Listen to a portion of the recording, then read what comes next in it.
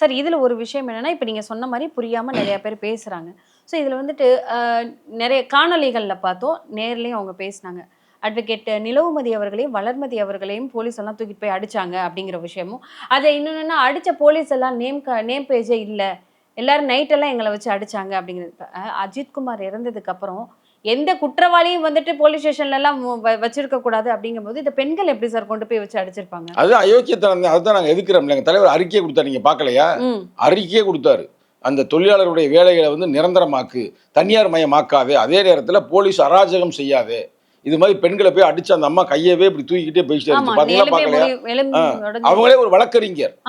இன்னொரு பெண்மகள் வந்து ஒரு சமூக செயற்பாட்டாளர். அப்ப இப்படிலாம் அவங்க செய்யறாங்கன்னா இந்த அரசாங்கத்தில் இருக்கிற போலீஸ் பூரா பொறுக்கி பயலா போயிட்டாங்களோ அப்படின்னு மக்கள் சொல்றாங்க. நாங்க சொல்லல. ரைட்டா? பொறுக்கித்தனமா ஏன் இந்த வேலையில செய்யணும்? மக்களுக்கு பாதுகாக்க தான் நீ இருக்கணும். ஏற்கனவே அஜித் குமார் அடிச்சு கொண்டீங்க. வேங்கவேல் மாதிரி பல பிரச்சனை பலது நடக்குது. அதை கண்டுக்கிற மாட்டீங்க. அதே நேரத்தில் வந்து இப்போ ஒரு பையன் வந்து ஆணவ படுகொலையில வந்து கொலை செய்யப்பட்டேன். அதுல போலீஸே செஞ்சிருக்காங்க. அம்மாவும் ஆத்தாவுமே போலீஸ்ல இருப்பாங்க. இருக்கு அவையிலே கொலை பண்ணியிருக்காங்க அப்படின்னு இப்போ ரிப்போர்ட் வந்து கொண்டு இருக்கிறது. அப்ப இந்த வேலையை செய்யறவங்க இப்படிலாம் செய்யக்கூடாது. அவங்கள போய் தர இழுத்தாங்க. பாத்தீங்களா?